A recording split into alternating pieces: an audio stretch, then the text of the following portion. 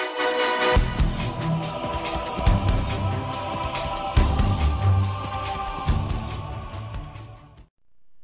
guys, it's Twist here with another gameplay review. I'm today in the Tier 7 Russian medium tank, the T-43, and I have a very nice ace tanker lined up for you all.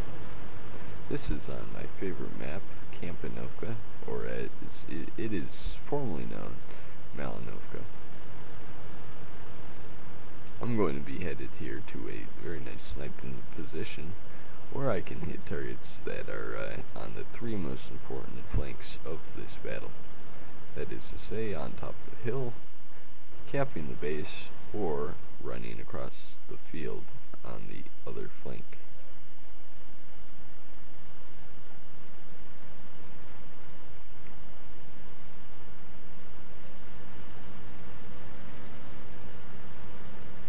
I've just accepted a little bet from a KV-1S on my team. He anticipates that he will survive longer than me, and so bets that. And so, never wanting to fall away from a challenge, I accept. I'm going to speed this up a bit. The first couple of moments here are always pretty stale. Not too stale, as the M10, the Panther M10, has just spotted a French TD, the Incidentally 46. Put a nice shot in there.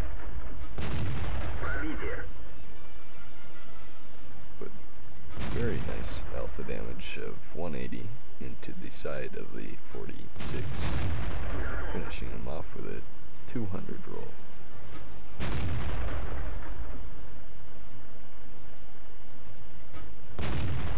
As you can see from all my success, RNG really does seem to like the T-43 gun, and you will experience that because you can also have this same gun on the Tier 6, which is the T-34-85.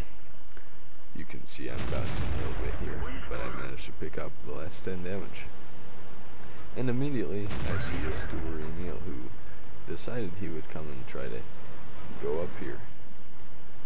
But I smack him right back down with a 180 damage hit.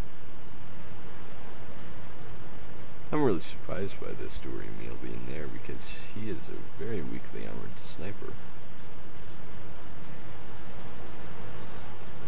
But I do not want to be hit by 490 damage.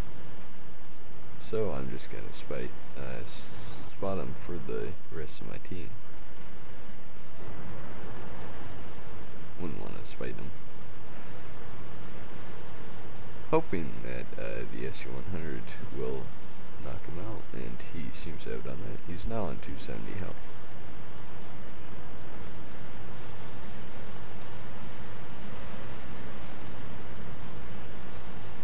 Just trying to proxy spot him, keep him within 30 meters so that I can see him. I'm gonna try to go down here, but I stopped because I do not have enough gun suppression, and I do not want to go down into that ditch. The E2 has just proved his armor there. That is 102 at around a 45-degree angle, so he has been taken out. But I can't stop now. I need to start putting shots in on this advancing T-43. Who seems to be eliminating these targets pretty fast on the other flank. He jerks a shot there. I keep expecting him to go up in front of the E2, and he does not. He gets tracked by the KV-1S there. And I'm trying to put shots in on this couple. As you can see, the T-43 turret is a bit bouncy. You will also see that on its two counterparts. Get a penetration there. The T-34-85 and the Type 58. Spotting the Yak Panther. Just notice that the KV-1S I made a bet with has died and leaves that flank fairly alone as the T-43 on the other team disappears. Advancing a bit here, I see that the T-20 has made a very nice invisible shot on the T-43. So kudos to him for knocking that guy out. I need to advance here because everyone else is on top of the hill or behind me. So I need to start advancing and getting the spots in on these targets. I only know the position of the guy that just hit me, the Yak Panther. There we go. There, he's been knocked down. And I know the position of the Type 58. However, I believe that everyone else will be camping near the base, around that line of houses. And so I'm not going to expose myself here by leaving that hill. And I see my friendlies are waiting for my spots, and I don't want to disappoint. So I'm going to try to move up here and spot the Type 58. Indeed I do, and I fall back immediately.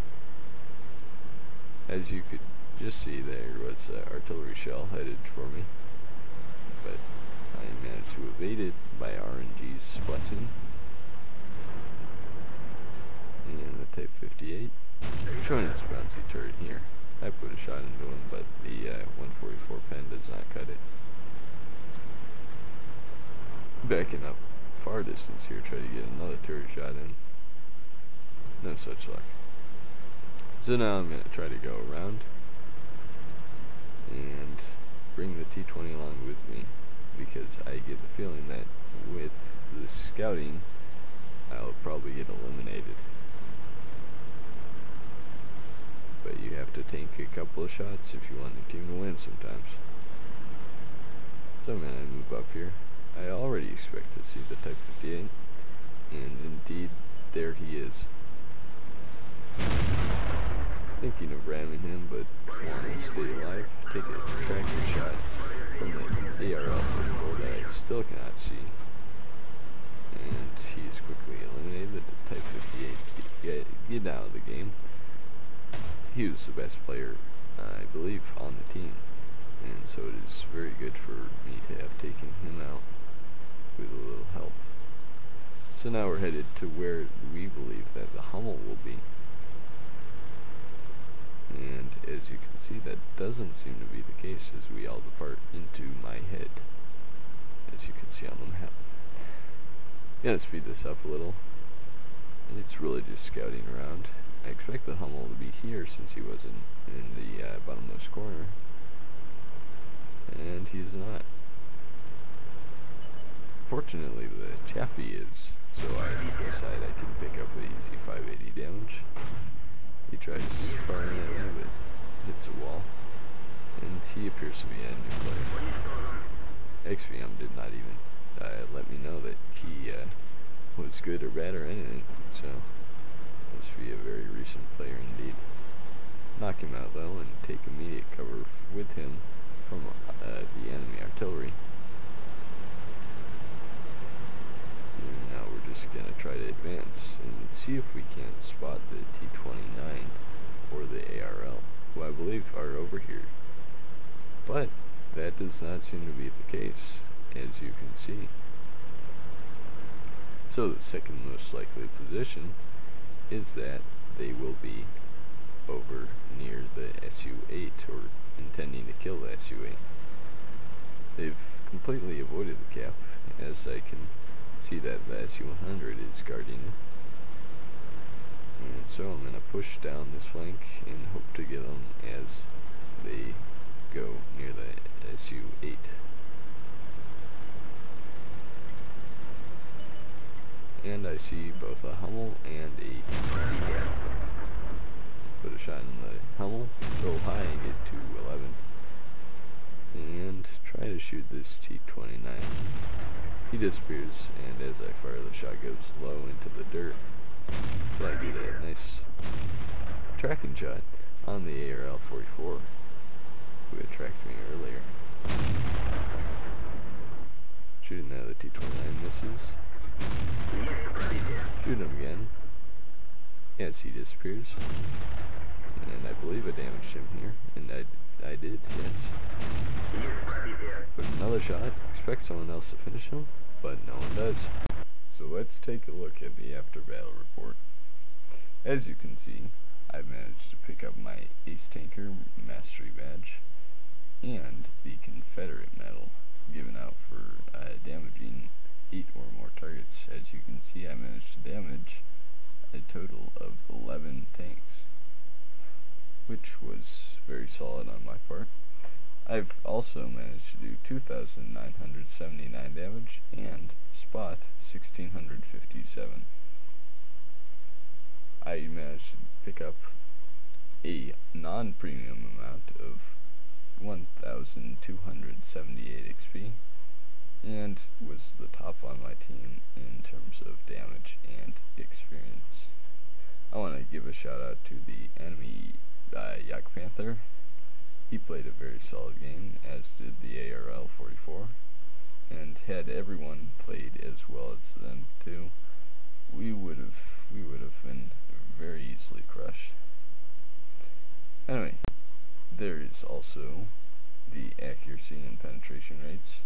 As you can see, I managed to hit 27 out of 35 shots fired, and I only penetrated 18, so my damage total may have been better. There's the 144 pen at tier 7 for you.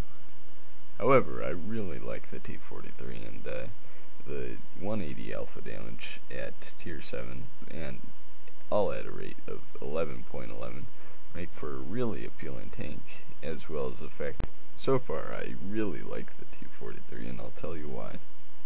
That 180 alpha at a rate of fire of 11.11, giving it at 2,000 DPM, is really making the tank for me. And in all honesty, it has decent accuracy, decent aim timing, and okay camo. I have no real way of determining the camo because I don't have 6th Sense trained, as you can see. I'm merely training all camo for the time being, but I feel like I have not been spotted in situations that I might not otherwise.